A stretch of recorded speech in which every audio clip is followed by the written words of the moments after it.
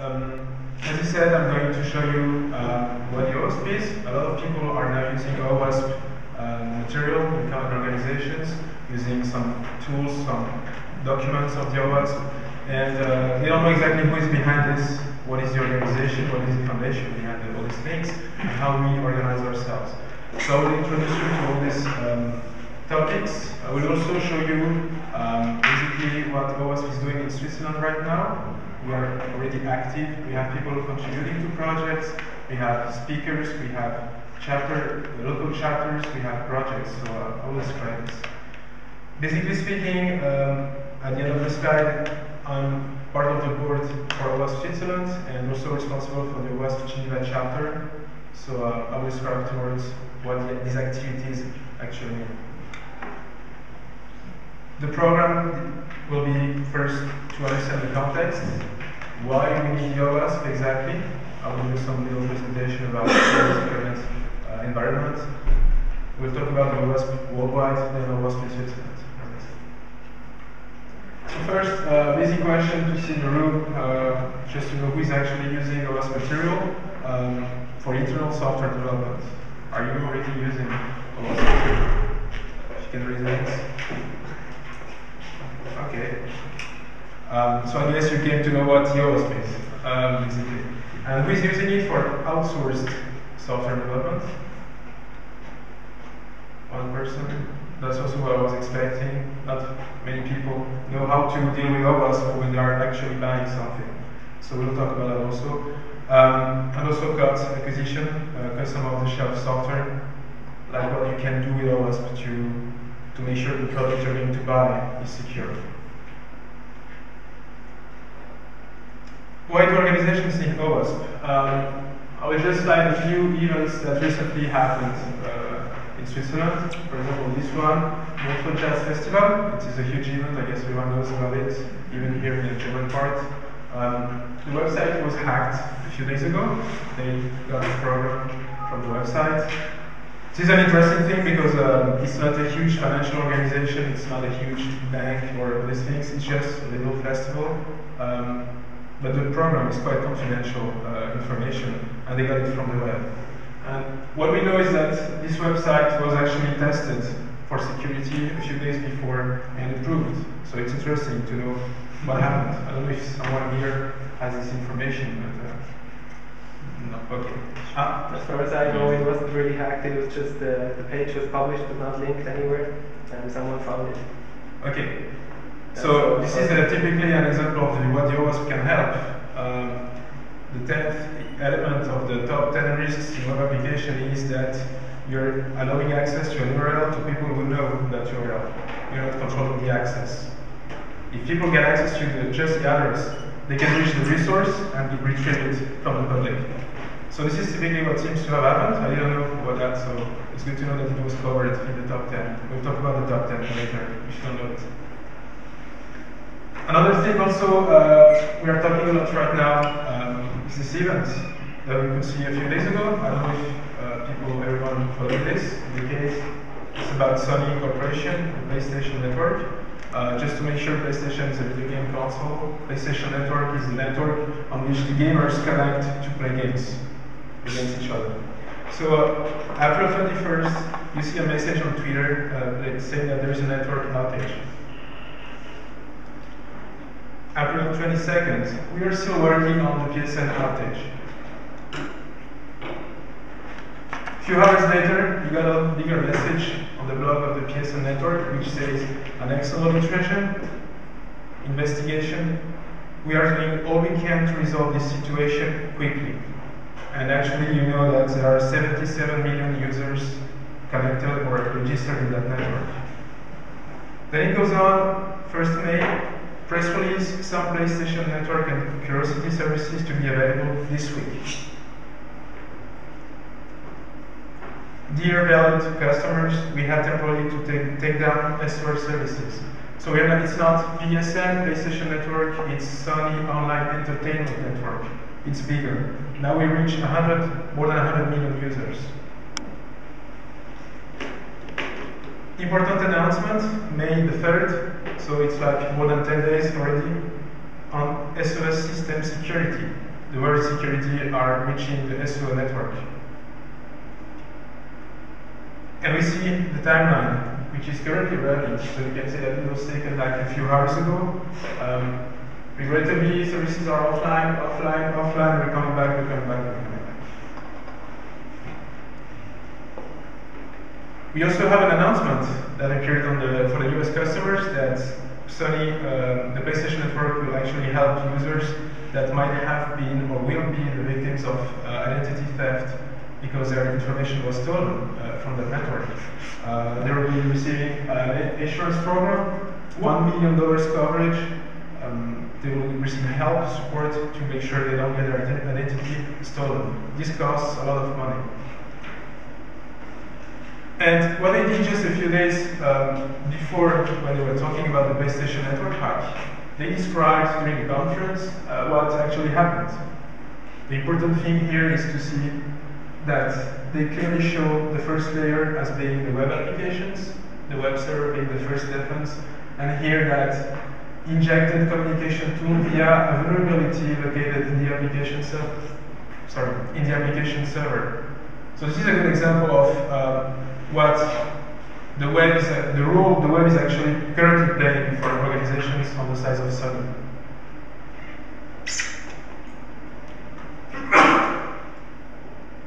Little examples of what is currently happening.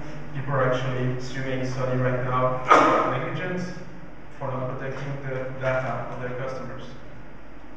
So this is live. Right now what's happening, if you now go to Twitter, on Twitter or on Sony blogs, you will also see information live on what's currently happening. A little tricky question to see this room. Who knows about PBKDF2? You just raise your hand if you know what it is. Yes, password-based key derivation foo version 2. Yes? It's basically used to derive a strong password from a passphrase or key. Exactly. I connect back to the news, something which happened just a few days ago. LastPass is a service where you can just connect, create your database. You enter all your passwords on the website. All these passwords are protected by a central master password you set up, and you just have to remember one password to get to the other passwords. So they store this online, you get access to it from anywhere, from your mobile phone, from the website, all these things, and there are suspicion that they were hacked. We don't know exactly if it happened. The CEO just said we might. What is important here is that he says officially that they are using PBKDF2 using SHA-256 on the server with a 266-bit SOT utilizing 100,000 rounds, iteration rounds. Who understands this? I guess at least one person, maybe other people. This is basically password storage. The question might be, if you are involved in development, if you are acquiring software, if you are developing software in a company, do you know, or is there someone in the company who actually knows these things? For example, just to store a password. This is just for storing a password. You already have a lot of complicated words. Some people know this exactly what it means, but a lot of people, a lot of web developers don't know what just was said here. Another example of what's happening right now is that a lot of people see we need to use SHA, we need to do hashing for passwords, and then sometimes you have people on the web also who are saying the completely opposite. How to safely store a password, never use hashing things. Who's right?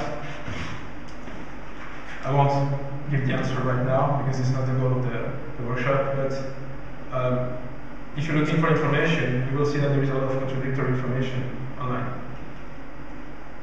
So what's happening outside the organization? We have an increasing adoption of anything over HTTP. Everyone, I guess, is witnessing this. Increasing hostile interest. People are now understanding what is online. They are understanding the value of information. They are understanding what exactly the company is doing online.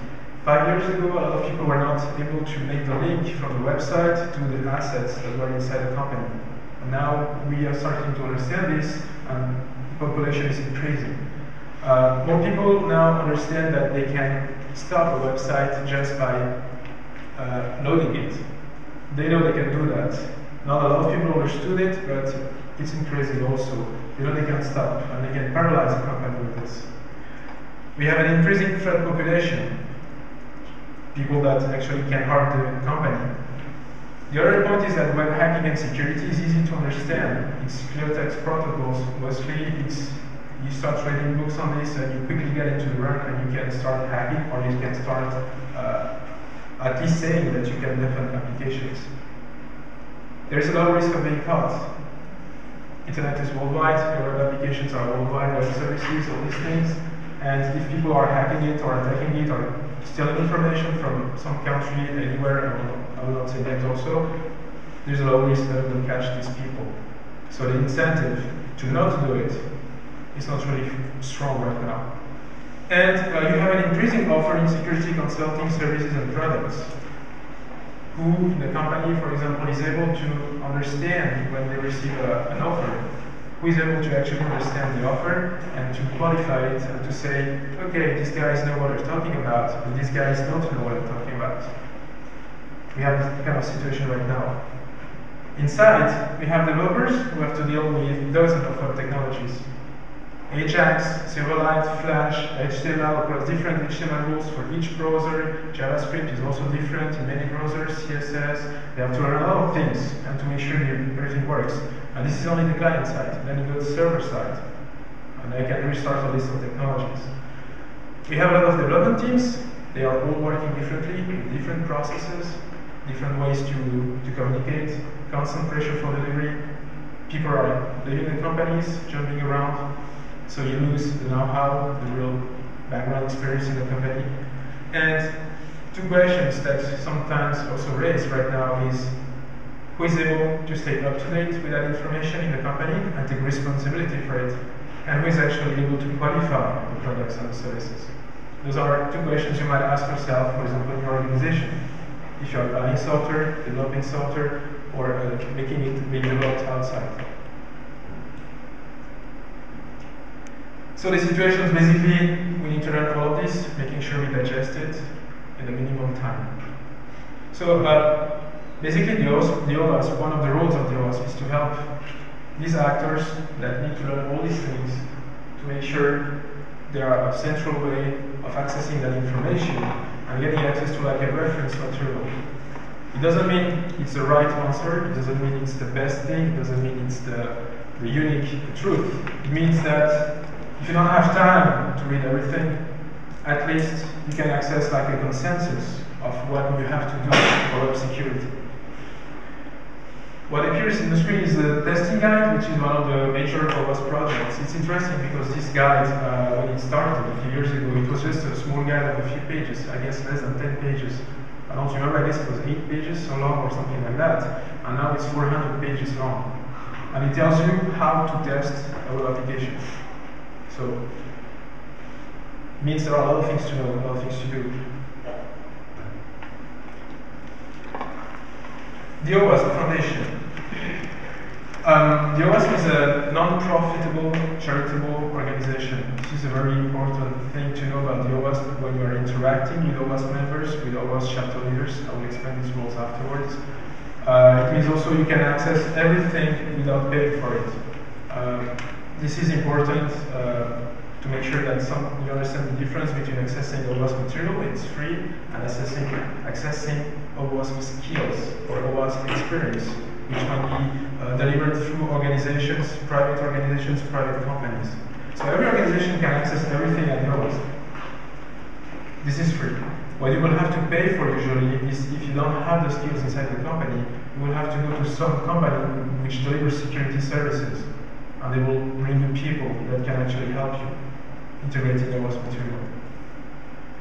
We have a mission, basically, to make application security visible. This is the most important fact. To make sure, not even making them secure, it's not even the ultimate goal, it's just to make sure we know the level of security of the applications we are actually dealing with. Third point, core values, is also an important point in the OWASP. Mostly the worldwide, the global things, to address every topic in web application, security, If you have experience in strong authentication right now, if you have experience in password storage, for example, we are missing a lot of this information at the OWASP because people don't have the time to specify it, to formalize it, to write down the reference. But that's what we are trying to do. And also about ethics. This is basically a requirement, most important requirement, because in a typical organization like that, where everyone can connect, the major part of it is made of consultants, security services providers, and product providers. So we have to establish like a rule of how we deal with each other, how we deal with information. The strategy of the OWASP basically is just to consider this environment where we have threat, something that can harm the organization. We have web services, web applications, web things that are connected to the outside and waiting for requests. And they are giving access to company assets. Data, network, systems, secrets, information about people, personal data, financial, whatever. Basically, that's what the OWASP sees. We don't know exactly if the applications are secure or insecure. It's not the question. The question is that we don't know. So that's what the OWASP tries to answer. To answer this, we see three ways. First, being able to have the people, the right people who know things. Second, to have the right methods, the right processes, the right approaches, the right governance tools. And third, being equipped with the tools. This can be books, references, like top 10, testing guide, build guide, and software tools. Things that are actually developed by OWASP project contributors. And all these things are connected through what you see here, the identity of the OWASP, which is the website, the major website I will describe afterwards, a board that actually just tells where the ship should go, committees that connect to the industries, the summit, I will also describe these chapters, project, conferences, and editors. So there is quite a huge structure behind this. When you just download, for example, the top 10, this is what is behind this reference material. People at the OWASP. We have a lot of different people at the OWASP. The first one being, for example, the volunteers for the OWASP projects. The project leaders actually are people who drive the motivation, the effort, sometimes with one contributor, 10, 20 contributors. They might be the ones writing the things, they might be the ones just organizing the things. But project leaders actually make the thing go further. We have currently 19 quality release projects, 26 beta status projects. It shows you a little bit about the size of how many projects are currently running. We have chapter leaders. Chapter leaders, they run local chapters. A local chapter is a local representation of the OWASP. A local chapter has to run events. These are the conditions. If you want to be a project chapter leader, if you want to open a chapter in your city, in your town, one of the conditions will be to run a few events per year, meetings. Meetings should be open. People can register to it openly. And we'll try to find out 1, 2, or 3 speakers that will accept to come talk and share information. If you live near Zurich, this is the next date if you want to go to the next date. Committees at the OWASP are responsible for driving volunteers' efforts globally. Which means they actually work for global questions at the OWASP. For example, the industry committee makes sure that the OWASP is actually answering the needs of specific industries like banking, SCADA systems, transportation, all kind of verticals. We have the membership committee, which tries to understand how people want to be members of OWASP and to manage the relationship of OWASP with members. And it goes on. Government connections, education connections, and all these things. Also, you can be part of a committee if you apply to it, and you get people to recommend you to be part of the committee. This is open. Employees, also to know, some people want to know where the money goes. One part where the money goes is those for employees and contractors, basically. We have 188 chapters worldwide, and we have 4 people managing all of this. So this is important to understand how it's organized. We have Paulo, who is the project management officer. He runs the organization of all the projects to make sure that if you want to run a project because you are interested in the tool, you think about something you want to formalize at OWASP, like a guide of the best cryptographic techniques or best cryptographic things to do in your technology, and you don't know exactly how to organize it. You will talk to him and he will drive you to make sure your project goes along. So we have this help for people. Conferences. OWASP is dealing with research conferences. Basically, they use this kind of vectors to share research results, academic results, paper communication about web application security. The recent one was in Stockholm, where you could access really raw results of application security research. So if you're working in an academic environment or doing research and development in a company, these kind of conferences might be a good opportunity to share information. OWASP also organizes what they call the AppSec conference. These are huge events. They are continental. We have the AppSec Europe, North America, South America, and Asia. Usually the track is made of a few days of trainings, then a few days of conferences like exactly this one, or what you see right now in the Cyberstorm. The next one is in Europe. The next one in Europe will be in Dublin on June 7th. So also if you are interested in this, if you want more information, you can come to me afterwards and I will tell you what it will be happening at this conference. We also have the summits for all project contributors. If you start contributing to OWASP, like being a member of a project or leading a chapter in your town or city, there is a high probability that you will attend the summit. The summit is a yearly event. Usually right now it's still every 2 years, but it will be yearly, maybe later. And it's an intensive one-week workshop where everything is flattened down and restarted to make sure we define the objectives for every project, every chapter leader, every OWASP activity. It's also the possibility for for project leaders to connect with industry. For example, we had a Portuguese summit a few months ago, and the OWASP project leaders and project contributors connected with the major leading software industries, like Nokia, Microsoft, Google, Facebook. All these guys were sitting at the same table. So for example, if you were working on a project about web browser security during the summit, you had the opportunity to be at the same table with the developers of Firefox, Internet Explorer, Safari, Opera, all these things. So the summit makes the link once a year between people who contribute to the OWASP with the people who actually need the OWASP material highly. Members, we have individual members at the OWASP, more than 1,000 members right now. If you want to be a member, it will cost you $50 per year. Basically, the member doesn't give you anything. It's not something that you buy and you get a huge bag with hats and free access to events and conferences. Yes, you get free access to some things, but if you decide to become an individual member, it's basically a supporting thing to the OWASP. It means you're actually using material and you want just to support it. So basically that should be the main driver of being a member. We also accept corporate members. You can see here an example of what kind of companies are actually being corporate members.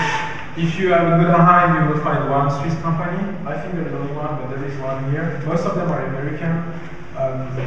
Basically, a company that becomes a corporate member has direct access to the summit also, can send people, they will be invited to the summit, and it can provide direct, insightful information to the project leaders to make sure the needs of the company are met by the project leaders.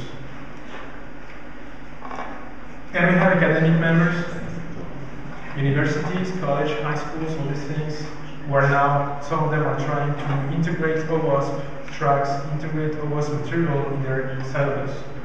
In Switzerland we have 2 or I guess 3 universities. Officially we have 1, but in Yverdon, the Fachhochschule Yverdon, the University of Freiburg is also starting to connect to the OWASP.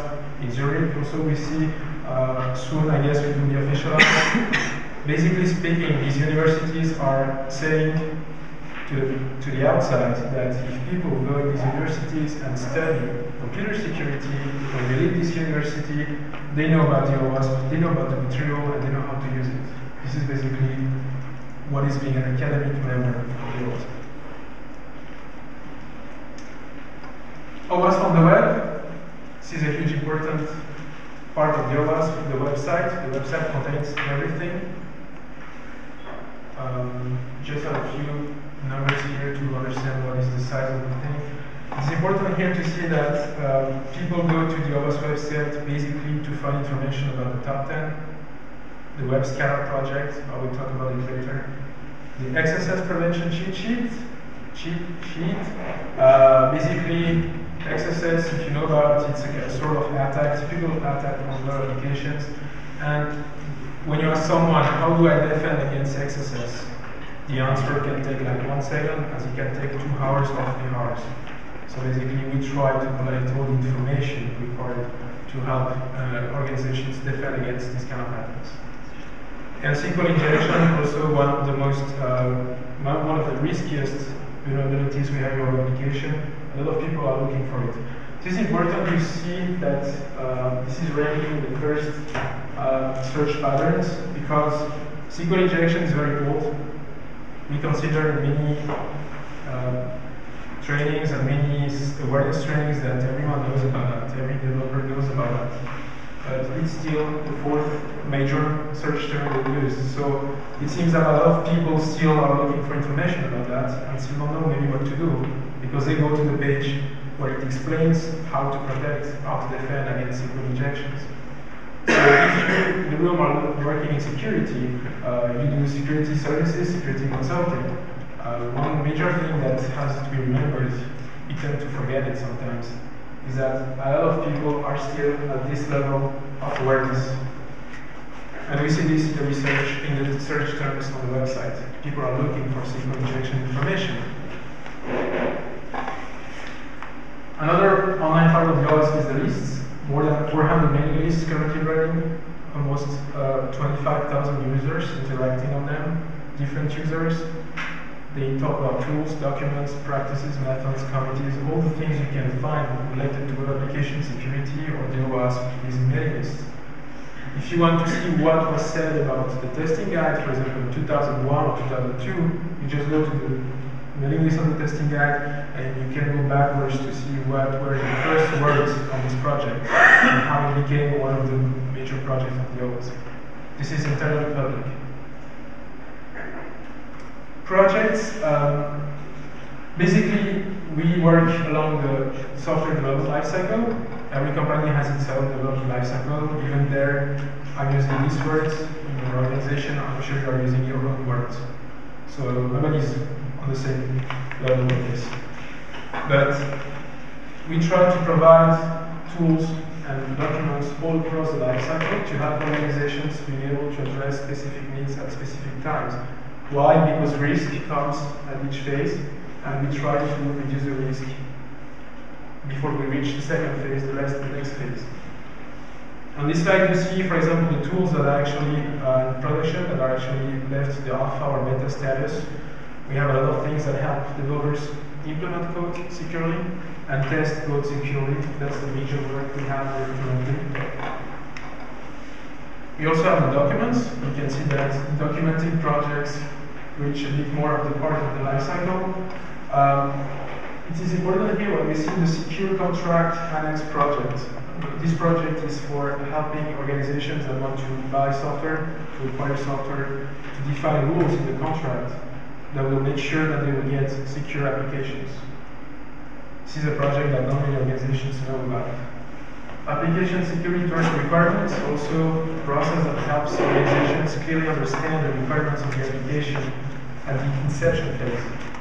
What are the legal requirements that have an impact on security, for example, for integrity, for confidentiality, for data retention, for data sharing, for data storage? What should be encrypted, how, when, for how much time, by whom? You find this information in some OWASP projects. You also have technical or tactical guides for each technology to help developers reach their objectives. For example, Java, Ruby, .NET, PHP, all major web technologies. You have testing documents. This is a huge part also of the OWASP to make sure that we have good references to be able to say, is this secure or is this not secure? Another example of the project is the Webgood project. A lot of people use this project to start teaching OWASP web application security. If you don't know where to start and you are involved in an academic situation or you're in a company and want to teach your colleagues about web application security, the Webgood project is a good way to start.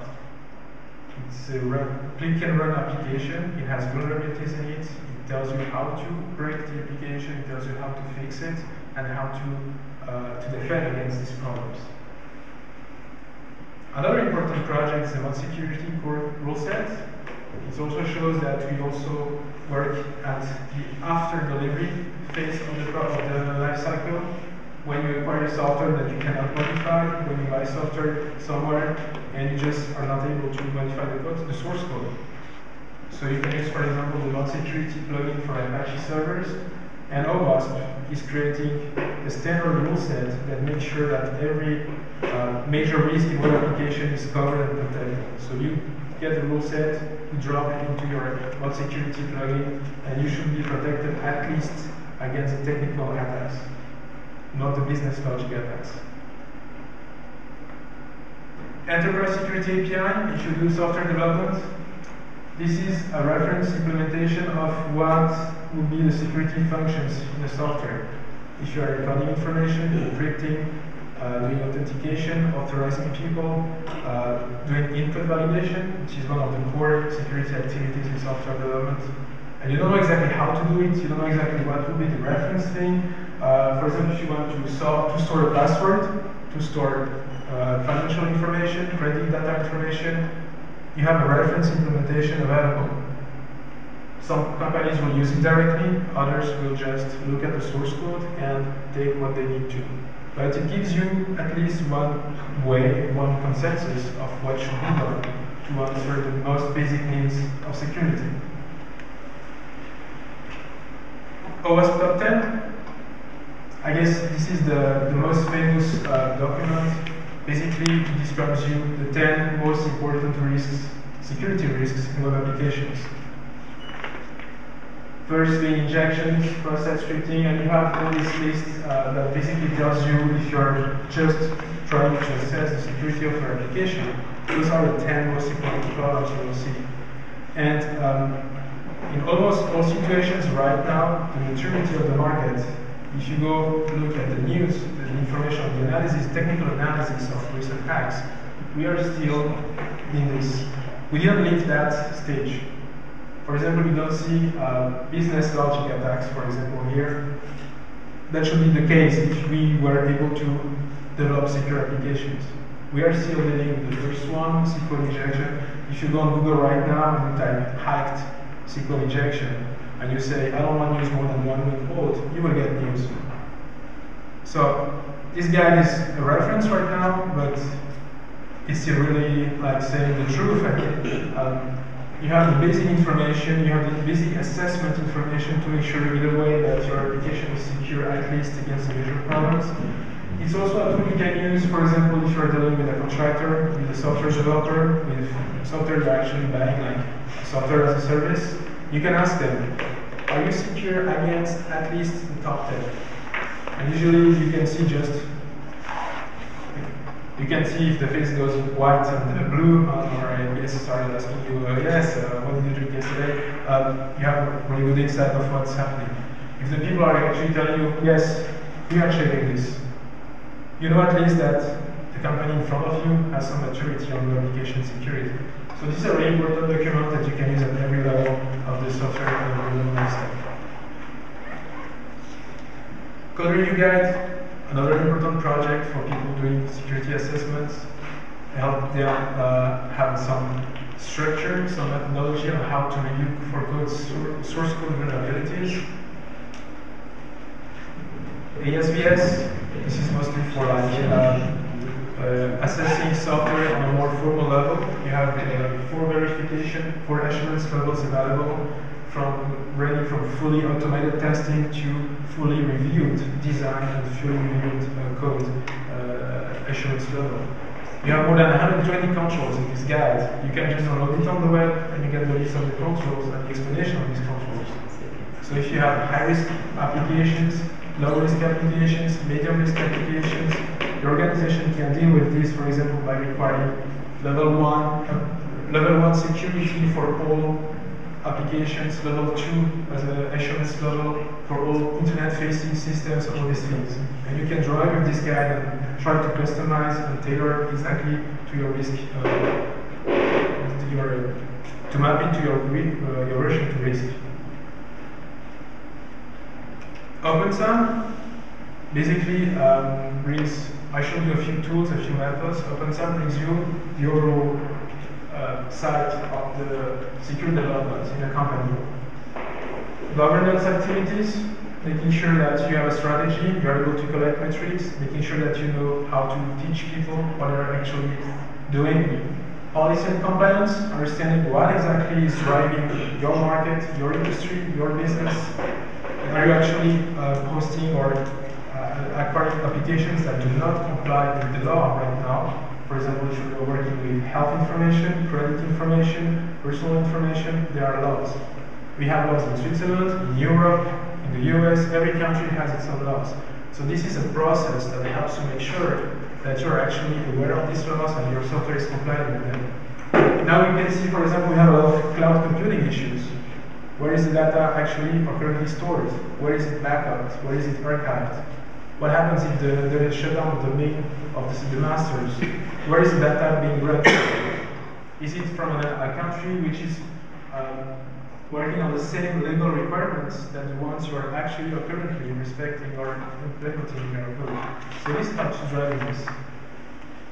It helps you also driving the construction phase of the software, the verification phase of the software with activities, threat assessment, building secure architectures, all these things. And you go until deployment to help you, for example, manage vulnerabilities of large organizations, or to make sure you're deploying the application in a secure environment. So if you don't know where to start, you don't know what to do, you don't know what you should be doing with application security, this gives you the map of the things you have to do, OpenSUM. OWASP in Switzerland, the most important part of this presentation. Basically, there is no legal form, it's a good news. We are starting to we'll be an association in a few days. It's brand new because we just realized that we don't have the official way of dealing with things. We can have financial support, we cannot have help from the states to organize meetings, all these things. So we'll be an association in a few days. It's led by Sven Vetch. There is a board which works with Sven, Tobias and myself here in this board. The chapter, the national Switzerland chapter is based in Zurich right now. It has 130 mailing list members. Next meeting is in June 14th in Zurich. And we have another chapter which is in Geneva, and also doing the same things that in Zurich. Activities, basically we have 8-10 meetings per year right now. We bring 1, 2, usually 2 speakers, sometimes 3 or 1. They come from different companies, from security companies or from the market, from industries. They come and they share information about application security. Usually you can meet like 15 to 100 people at these meetings. And the OWASP Switzerland also works on partnerships with some events, security events, to make sure that people discover the OWASP and get to know what the organization is doing, like today.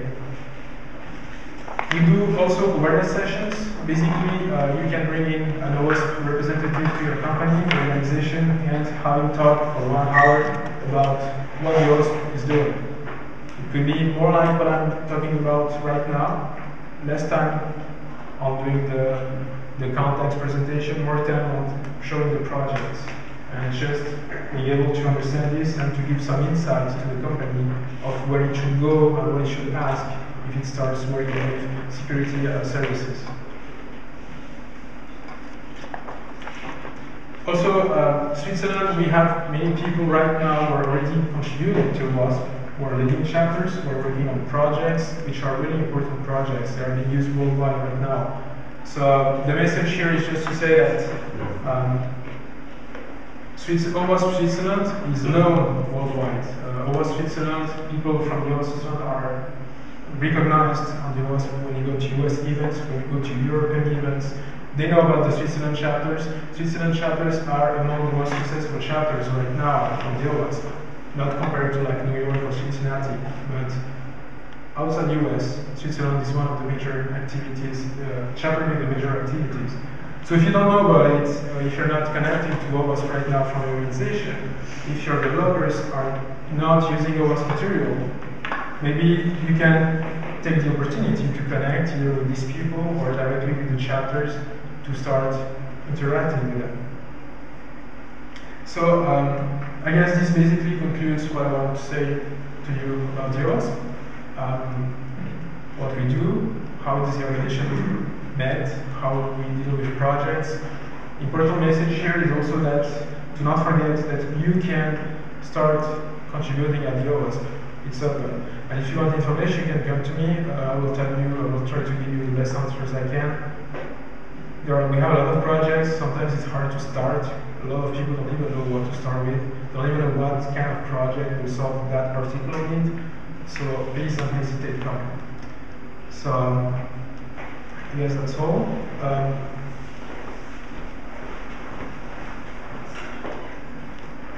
Oh yes, the questions. I should ask you a couple of questions. This is not a technical talk, so the questions are kind of really basic. It's were you here, were you not here? Because I didn't know what to ask you, basically. So it will help you, I guess, to get used to the control device, working the arm, all these things. Because we will be using this the entire day. So it's first to start with basic questions and easy to answer questions. Because the guys after me, they will ask you very complicated questions. So make sure you have the right time and how to use it. Just for statistics, just to know who is already using OWASP material, who was convinced by OWASP on things about doing something with it when living here, and who did not get anything about OWASP right now. I hope there isn't much people in this area.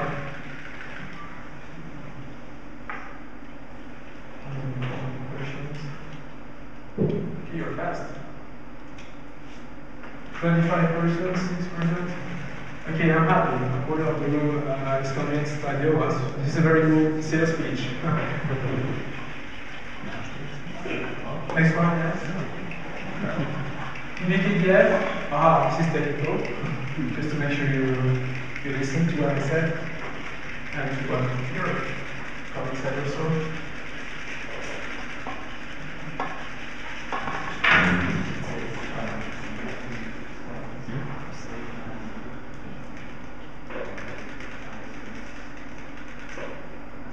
PBKDF, password-based key derivation function. It's a function to help you derive a secure key, encryption key based from a human input, basically. You type Superman as a password, and these functions will try to increase the entropy of your human information to something which is a little bit more secure than just Superman. Which of the following reference is not currently part of the OWASP project? Yes, I forgot to speak about something, so it's just we'll find we had like 44% experts at OWASP just on the first question, so we'll see who knows exactly what is not being done right now. But it shows you what is being done also. Yes, 80% understood this right. There was some incentive on this also during the talk. We need information about this. 40% mobile application security risks. This is almost true. Currently, this is a beta project, but it started, and we are gathering information and constructing the threat model and the applications. So if you know a lot of information about mobile security, it might be good to connect to this project because it's starting. And 7%, okay, I guess is a little error. You didn't hit the right button. Thank you very much. Okay. Come to me if you have questions.